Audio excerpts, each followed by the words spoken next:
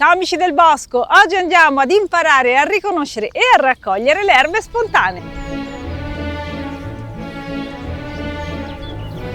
E questa è già fiorita, guarda che bella!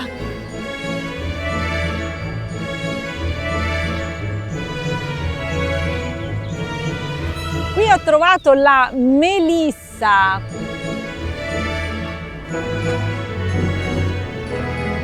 Alcune erbe le troveremo qui al bosco di Ogygia, altre le andremo a cercare in giro perché ogni pianta preferisce terreni, condizioni climatiche, umidità, cose diverse, quindi dovremo andare a cercare per ognuna l'habitat migliore. Questi mesi primaverili sono l'ideale per la raccolta delle piante, oltre al fatto che è molto piacevole andare in giro, andare a passeggiare. In questo momento abbiamo proprio l'esplosione massima della vegetazione. Alcune piante le troveremo abbastanza giovani, altre probabilmente avranno già cominciato a fare le loro fioriture. Non è necessario andare tanto in giro, se abbiamo un orto, un giardino, ma anche uno spazio pubblico vicino, impariamo prima di tutto a riconoscere le piante che ci sono più vicine, appunto. È importantissimo dare un nome alle piante che ci circondano per tante ragioni. Intanto sono una risorsa anche importante dal punto di vista alimentare. Alcune hanno proprietà medicinali che ci possono essere utili per la salute, ma andiamo anche a riappropriarci di una conoscenza antica fondamentale. Dare il nome alle piante, secondo me,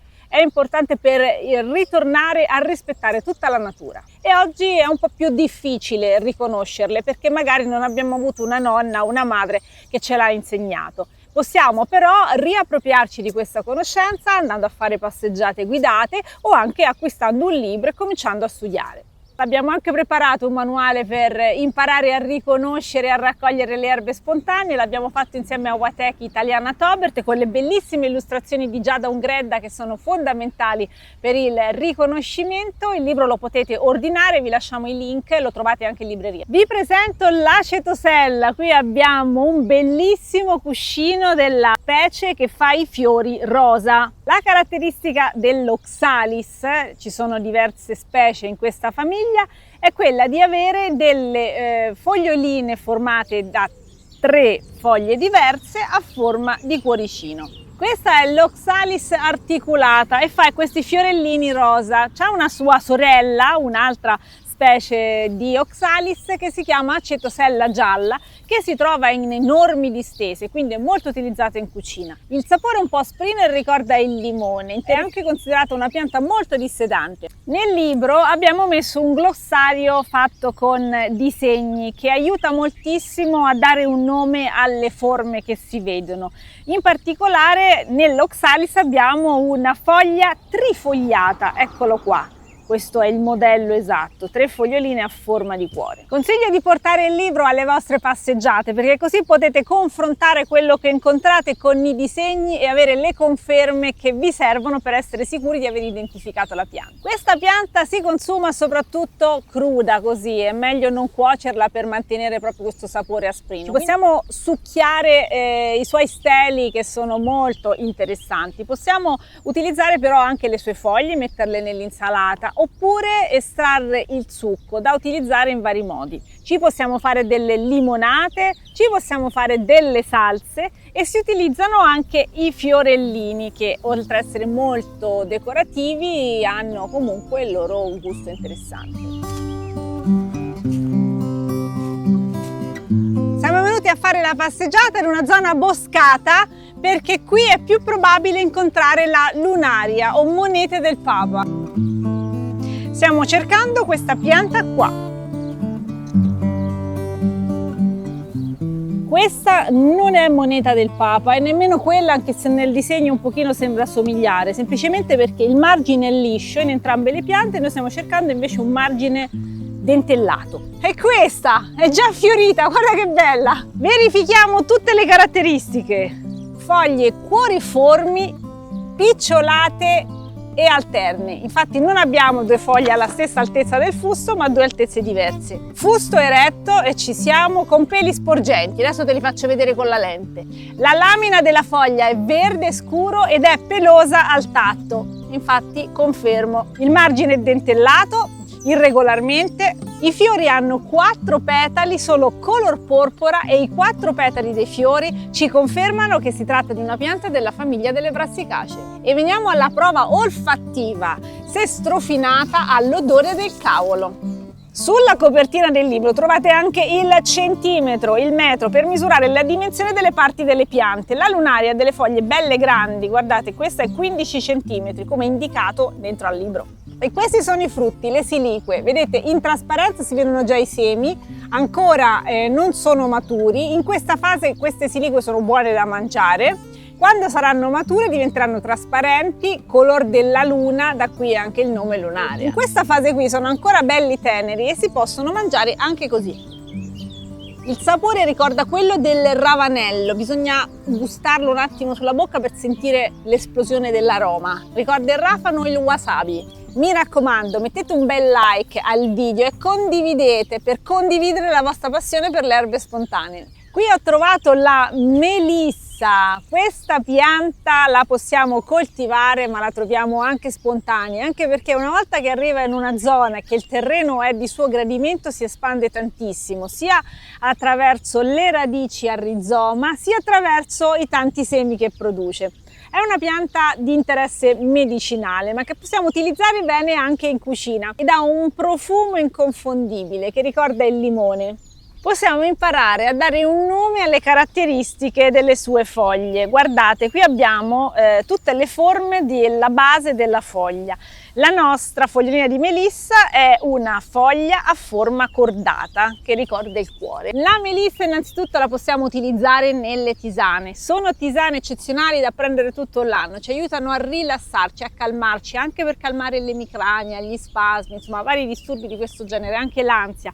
Possiamo farci le tisane di melissa, la essicchiamo, la teniamo da parte anche per l'inverno, ma va bene anche per tantissimi utilizzi in cucina. Intanto le foglioline fresche, aromatiche, vanno bene sull'insalata, sui pesti, insomma possono essere utilizzate crude, ma può essere un condimento anche sopra la carne bianca, il pesce, può andare bene anche nei dolci per arricchire, che ne so, un dessert alla frutta o per farci anche una bevanda rinfrescante. La melissa fa dei cespugli grandissimi e in estate fa anche delle belle fioriture. Tra l'altro anche i fiori hanno le stesse proprietà delle foglie e li possiamo utilizzare, ma piacciono tantissimo alle api. Le vedremo ronzare intorno alle infiorescenze che all'inizio sono bianche ma che dopo l'impollinazione diventano rosate.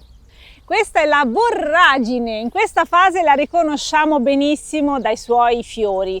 Questi fiori che tra l'altro si staccano facilmente dal calice peloso, dobbiamo prendere soltanto il fiorellino e lo possiamo mangiare, lo mettiamo sull'insalata, lo mettiamo dentro i cubetti di ghiaccio, lo mettiamo sui dolci, è comunque dolcissimo, infatti adesso lo assaggio. Della borragine mangiamo anche le foglie, anche se sono bollose, pelose, ispide, apparentemente non molto invitanti, però lo facciamo prima della fioritura. In questa fase invece ci mangiamo i fiori. Prima della fioritura le foglie le possiamo utilizzare in tantissimi modi diversi. L'importante è cuocerle perché hanno una caratteristica, quello di avere al loro interno degli alcaloidi, i famosi alcaloidi pirolizidinici. Sopra la panca la capra campa, sotto la panca la capra crepa. Che è bene eliminare perché se le assumiamo troppo poi si accumulano nel nostro organismo e non ci fanno bene. Ma se noi le foglie prima di consumarle le scottiamo e buttiamo l'acqua di cottura, poi le possiamo utilizzare aggiunte ad altre erbe nella misticanza, nel ripieno dei ravioli, nelle zuppe, dove vogliamo. Le foglie tra l'altro sono molto buone anche fritte, l'importante è andarla a cercare prima della fioritura, quindi ci potremmo confondere in quella fase con altre piante che le somigliano un po'. Per fortuna nel nostro libro Erbe Spontanee si trovano anche tutte le piante che somigliano di più a queste, quindi andiamo a controllare con cosa ci potremmo sbagliare, verifichiamo e siamo certi di aver trovato la borragine. Nell'elenco delle piante che assomigliano alla nostra borragine trovate anche un simbolo colorato. Se la fogliolina è verde si tratta di una pianta commestibile, se la fogliolina è gialla è una pianta poco conosciuta e non utilizzata per l'alimentazione, quando la fogliolina è rossa invece la pianta è tossica. Attenzione! Questa, come tante altre piante, era molto utilizzata in passato e quindi si trovano parecchie informazioni su come veniva utilizzata e apprezzata, ed era considerata la pianta capace di infondere coraggio. La borragine è una pianta ricoperta di peli ispidi e su questo ci siamo. Le foglie sono ovato-lanceolate, i piccioli sono evidenti, cioè abbastanza lunghi, e talvolta sono alati, lo possiamo vedere qua. Altra caratteristica è il suo bel fusto carnoso e succoso. Il fusto, vedete, bello cavo, carnoso, e profuma anche di cetriolo, è la caratteristica della pianta. Anche l'olfatto ci aiuta ad identificare le piante. Questa è una pianta che si presenta nei terreni che sono già abbastanza fertili e aiuta ad aumentare la fertilità. Se ne abbiamo tanta, ad un certo punto la possiamo tagliare, lasciare a terra e lei manterrà l'umidità, aiuterà quindi anche la terra a mantenersi fresca, aiutando le altre piante, magari le nostre piante coltivate. Nel frattempo avremo prodotto tanta materia organica che, decomponendosi, andrà poi a creare humus. Quando andate a fare le vostre passeggiate di raccolta delle erbe, però, mi raccomando, non andate a cercare e a raccogliere il più possibile, andate soprattutto ad imparare a riconoscere le piante, ma prima di fare un bel raccolto controllate che ci siano abbastanza piante e lasciatene sempre alla natura perché possano poi disseminarsi, riseminarsi e quindi continuare a crescere. Non andiamo a depredare la natura, mi raccomando. Abbiamo visto sul campo che il libro è utile per riconoscere le erbe spontanee. Se vi è piaciuto questo video, ve ne facciamo altri. Vi lascio però anche i link per acquistare il libro, perché portarlo in campo vi aiuterà, vedrete, a trovare tutte le erbe che vi piacciono. Grazie di aver visto il video e ci vediamo al prossimo. Ciao!